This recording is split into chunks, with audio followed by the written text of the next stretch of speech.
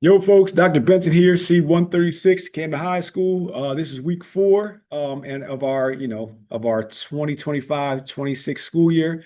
Just giving you a weekly rundown. It is a Friday, and I recognize that how much I like doing these on Fridays more than Thursdays.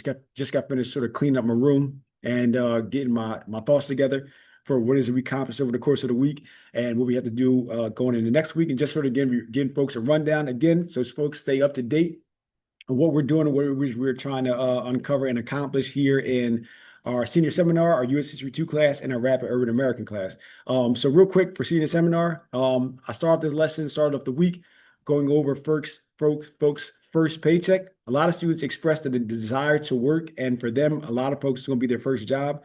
So they may necessarily understand what their first paycheck might be like. It's very possible they'll work 3 weeks before they get their first paycheck, and they'll be expecting a certain amount of money that they ain't going to get unless they're aware, what they should be expecting. So as we discussed in New Jersey, our minimum wage is 15.49. We've been talking about this for quite a few weeks, and they recognize that other parts of the country, their minimum wage is 7.25. So we did the math. Suppose they work 5 hours a day, 5 days a week, times 3 weeks. They'll be expecting, times 15.49. They'll be expecting roughly $1,100 if they're not aware of actually how this thing works. That when you're working an hourly job, it's most likely they will hold your first pay period. So essentially, you're not going to get paid for the full 3 weeks. You'll get paid most likely for your first week, and your second 2 weeks will be lagging. So when they start thinking about, all right, so you're not going to get paid for your first 3 weeks, you get paid for your first week, and that's what your check is going to be like after 3 weeks. Your check is most likely going to look around like 287, around $300. And I told him, like, that may not sound too bad, but then you realize you had to factor in taxes. And by the time you factor in taxes after expecting roughly 350 or 300, your tax rate, because we're taxed at a roughly 30 to 35%, your first paycheck after about 3 weeks is probably going to be around 278, and that can yield an extraordinary amount of disappointment if you're not aware of it. Other folks who have been working, they're used to it, they understand how it works, so it's not necessarily a surprise to them. But for other folks, if it is their first job, they'll be really disappointed unless they can expect it. So we spent the first part of the week really breaking down their paycheck, things what to expect when they're working their first job, so they know what an hourly wage job sort of entails.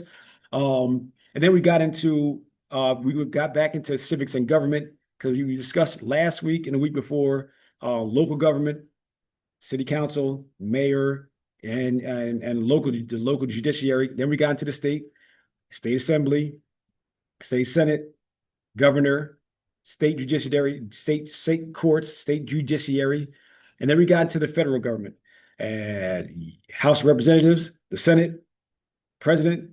House of Representatives represent people elected every 2 years. The Senate represents the land, represents the entire states. Every state gets two senators voted every 6 years. The president, the election that everybody knows about, every 4 years, and the executive branch. Then again, also we got into the branches of government: legislative, judicial, executive, levels of government, local, state, federal. Boom. So we wrapped this sort of stuff up. We discussed the powers of the president. We discussed the powers and responsibilities of the House of Representatives and of the Senate as well, and what differentiates all of them. And then also showed them the federal agencies that are under the federal government and what their duties are. We discussed the CIA, we discussed the FBI, we discussed the ATF, we discussed Department of Transportation, Department of Energy, Department of Education. All these, we didn't get in depth to all the different types of departments because there's so many, but actually just showing where your money is going. We discussed National Weather Service, all these types of things that folks, when they hear taxes and how frustrated they get, not understanding all the things their tax dollars take care of. And we got into the Department of Defense and all types of stuff. So we spent a lot of time really just sort of wrapping up our civics unit and government unit, at the same time discussing, their sort of personal economics on the job. Because next week, and you guys can't see it, I got laptops in where you can see I got some laptops in to where over the course of this past week, I showed them a list of all the places that are hiring locally that are looking for, employees that my students would be good fits for. So I'm going to show them next week, talking about next week, how to fill out your application, what the expectation is of an application, what it's supposed to look like, the do's and don'ts. and how you follow up on the application you've submitted. And we're going to give them some time over the course of the next week to actually use class time to apply for jobs for a lot of, like, again, a lot of students have expressed the desire to work. Boom. All right. So that was in senior seminar.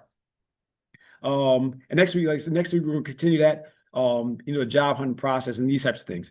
And then when we go into U.S. History 2, we discussed quite a few things in urbanization, industrialization at the turn of the century, from 19th century to 20th century. We talked about tenements. We talked about settlement houses. We talked about the establishment of public schools, how particularly in the Northeast, when you have these flood of all these different folks coming into specifically Northeastern and industrial cities, Eastern Europeans, Irish folks, Black folks migrating up from the South, coming into these areas, how do you sort of form a sort of cohesive culture that can be useful, particularly in the work world, particularly factories, and, bridging these gaps, linguistic, cultural. Schooling is the way that's done. And that's where you see the formation of compulsory public education. So I told my students, again, I said, take a look at this right here. Look at how diverse our classroom is. We got a lot of students from various Latin backgrounds. We got Black students as well, all sitting in this one class. And I told students, I asked them a question. I said, what break down the percentage, how many Black people you think percentage-wise make up America? And some of my students said, I think 50%. I said, okay, what about Latinos? They said around 70%. I said, no, for Black folks, it's like 13, for Latinos, about 14. So their vision of idea of what America is like is based off of where we live. And we're really fortunate to live in a really diverse community. America don't look like that. There's whole states where Black percentage, Latino percentage is around 1% and 2%. Like states like Utah and, Wyoming and Idaho, things like this. So I said, recognize how special we are to live where we are, recognize how special we are to go to school where we are. We have such exposure to so many different people. A lot of America is not like that. A lot of schools are not like that. But understand, the reason why we're all sitting here like this right now in school is because of what was taking place demographically in the early 1900s. And this is where we are right now. Now, you guys cannot withdraw from school because as technology, as society has changed, the years of compulsory mandatory education has increased from elementary grades up to now. Students here in New Jersey cannot withdraw themselves from school without a parent until the age of 16. So they're recognizing that you're staying in school a lot longer, but where it all started, where compulsory education all started, public education started, was in the early 1900s, when we see this rapid demographic change at the turn of the century. Boom, so we got that. Then we continue to get into some more turn of the century stuff, technologies and things like this, and how America is leaving rural lands in the countryside and going into cities in the pursuit of jobs and occupational opportunities, wage work, and these types of things. Things are still relatively new at this time. And again, showing them how the cities that we're recognizing right now, their formation began, roughly 130 years ago. All right, so then we wrapped that up. And then we started getting toward the end of the week, American imperialism. So as the United States become more urbanized, as technologies are beginning to expand, the United States then begins to start venturing out to try and subdue other parts of the world, certainly in the late 1800s. So we're beginning to discuss that, and I wanted to impress upon them. What we discuss in terms of imperialism, do not look at it as something that's a dated concept that's not happening anymore, because it's happening right now. And I showed them some clips. I showed them some footage of what's going on in Africa right now. We have children digging into mines, cobalt mines, to use something to dig out something we all use for our cell phones, for electric cars, electric vehicles, and things like this.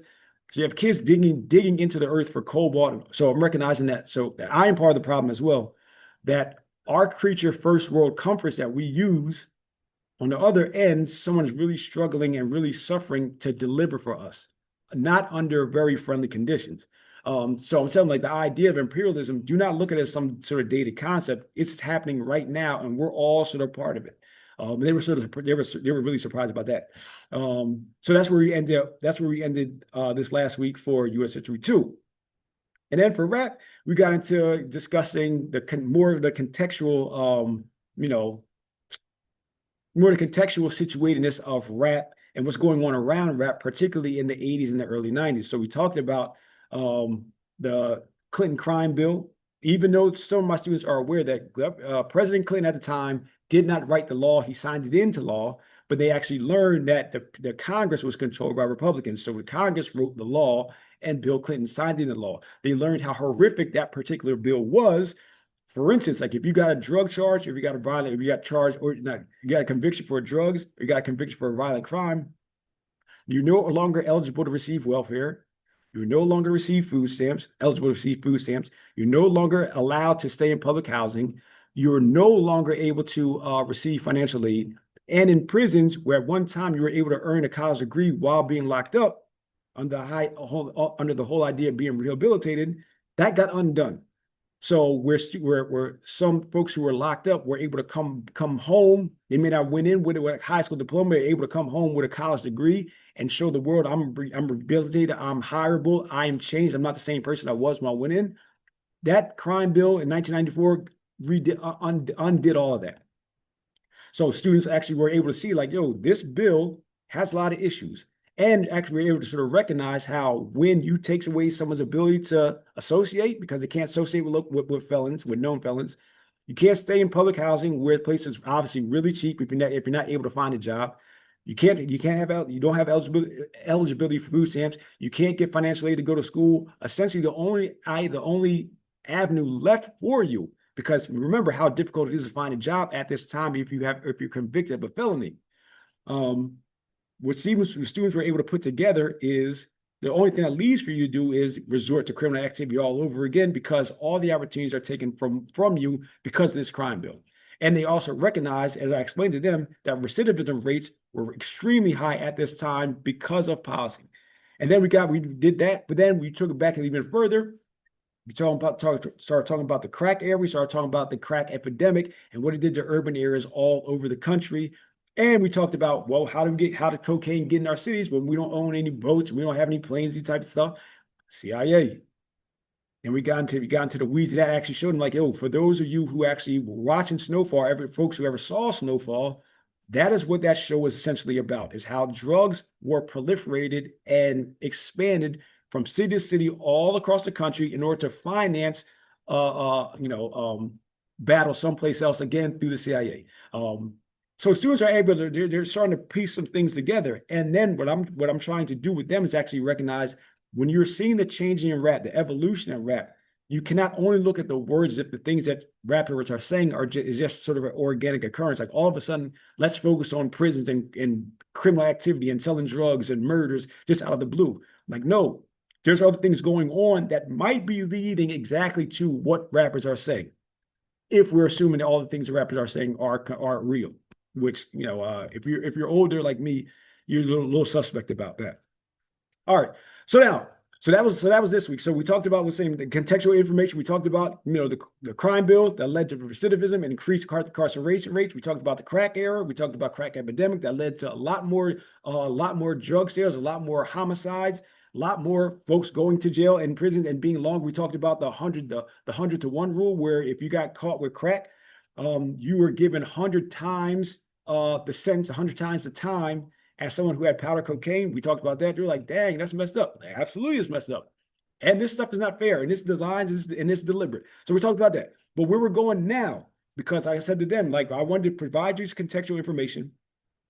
So you actually can see and be able to possibly correlate what rappers are saying or have been saying since the early 80s to what you're hearing now to societal events, because that is the connection. One of my students actually asked, what does this learn about crack? What crack have to do with rap? I said, that is the thing you're in this class for, because you are actually here to actually begin to make connections where you may not seem there is an obvious connection. You are here to actually make the connection yourself and draw the conclusions for yourself based on the information that you have. And that's the idea behind this class. But what we're going forward is we're starting at the 1980s, as I said before. So students are going to be given these cards, and on the back of these cards are the names of rappers from the 80s and songs I'm gonna tell them to look at. So for instance, like one, I have LL Cool J, Rock the Bell, Ice-T, High Rollers, JJ, Jazzy Jeff, Fresh Prince, Girls Ain't Nothing But Trouble, Queen Latifah, Ladies First, boom. So anybody who has a card number 10 has to do an analysis on this song, on these songs, break down what are you hearing, what are you not hearing. What are the weaknesses of the song? How can the song be better? So this was the 80s, and they had these 4 songs. So the idea is they're going to get exposed to rap from different eras so they can actually hear firsthand the evolution in content and context and verbiage for what rappers are saying then and how it progressively got to where it is right now. And believe me, it is horrific. All right, another example. Uh, Card number 9, Dougie Fresh, Lottie Dottie, Run DMC. It's tricky. Stop the violence movement, self-destruction. MC Light, light as a rock. This is just another random EPMD. It's my thing. The Furious Five, The Message, Eric B. and Rakim, Microphone Fiend, Big Daddy Kane, Smooth Operator. So if you have card number 2, this is songs you're going to be doing. So the idea is this: students are going to be exposed to a lot of different rap because the class is called Rap in Urban America.